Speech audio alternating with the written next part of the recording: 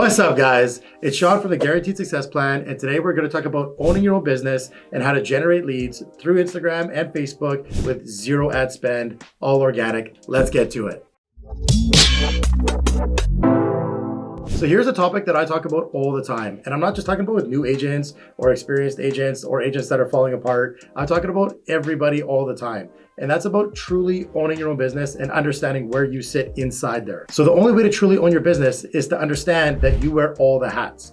Yes, you're the business owner. Yes, you're the master plan maker, but you're also the only employee. And if you're not the employee that's working, you don't get to make the master plans and the big moves and the big vacations and the Bentleys and the cars and the jets. So if you want all that stuff, you can have it, but you have to understand you have to work as an employee first so that we can get all the benefits later. I'm even talking to my team leads here. Myself, I run my own team, but I'm still just an employee in my business. My role now is not a solo agent, it's actually as a team lead. So I'm still an employee in my business.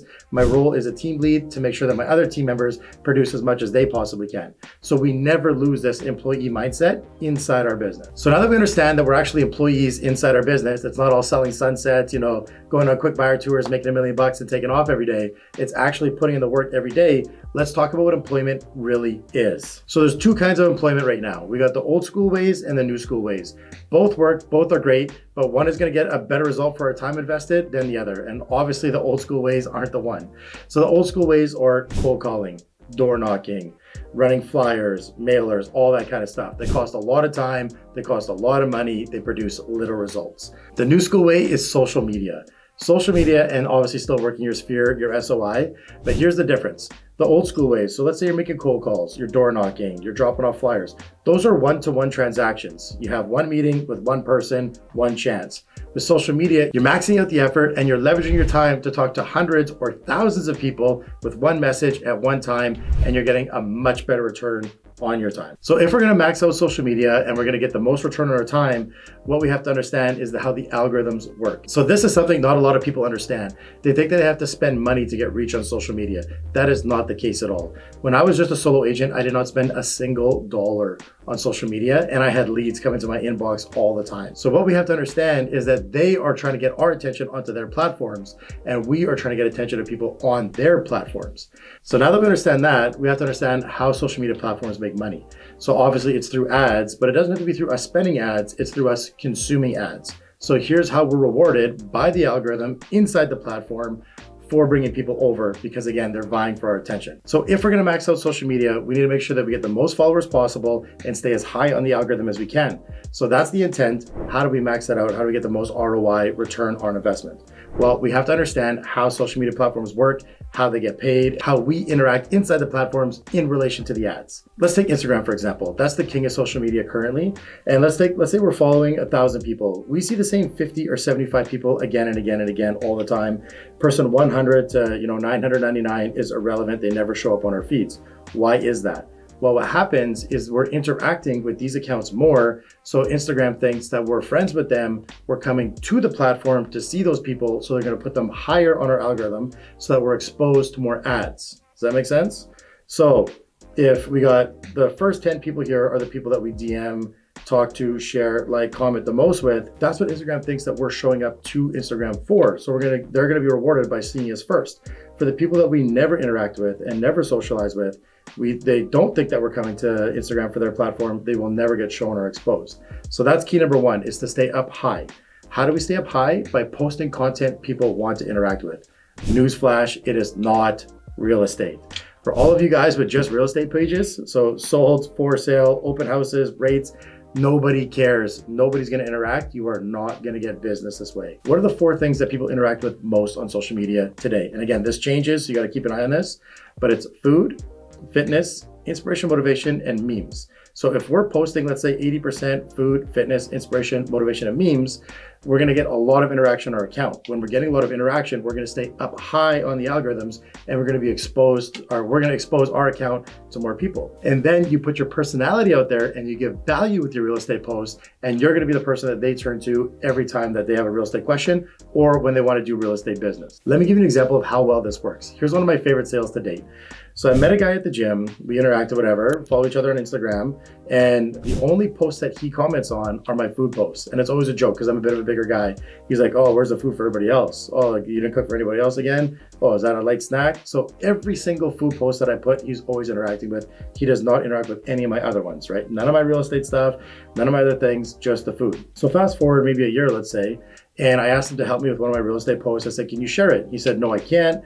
I got other realtors on my feed and blah, blah, blah. I don't share their stuff. I just don't want to. Okay, cool, no problem. So now we'll fast forward a couple more months. He hits me up in the DMs and he goes, listen, I used to refer this guy all the time, but he's been dropping the ball and he's not returning people's phone calls and stuff like that. And he's making me look bad. I don't want to refer him anymore. I'm like, okay.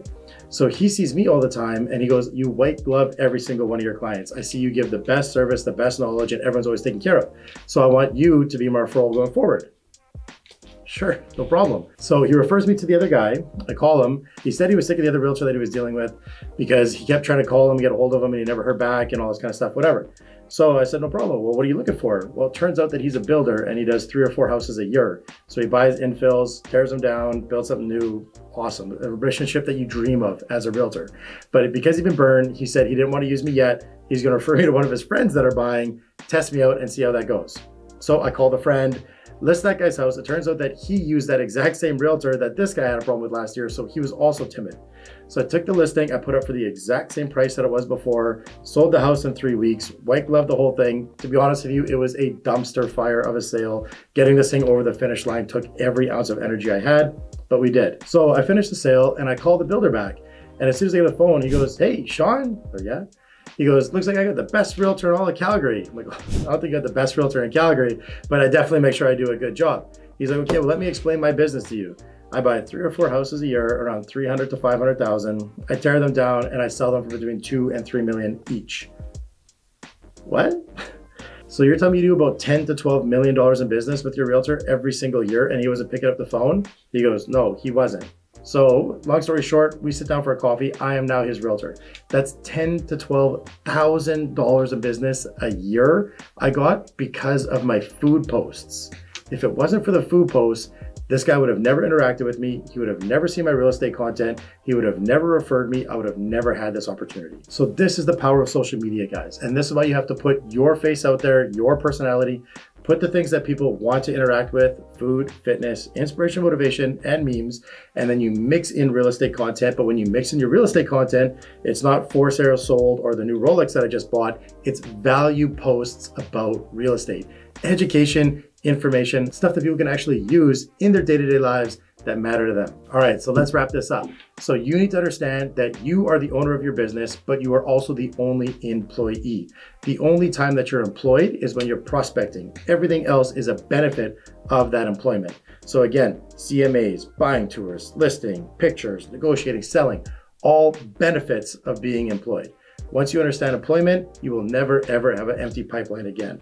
What are the different forms of employment? We got the old school ways and the new school ways. Old school, we don't like as much because that's one-to-one. You only get one person, one conversation, one transaction. The new school way, social media, is 1 to 100, 1 to 1,000, 1 to 10,000. You keep your algorithm high by posting things that people want to engage with. You mix in value-based real estate. You will have people in your inbox asking you to do business with you. You don't even have to reach out to people anymore and you didn't spend a single dollar. All right, guys, that's it for today. Again, I'm Sean from the Guaranteed Success Plan. And if you found this helpful, hit that like button, subscribe below, and we're putting out videos every week.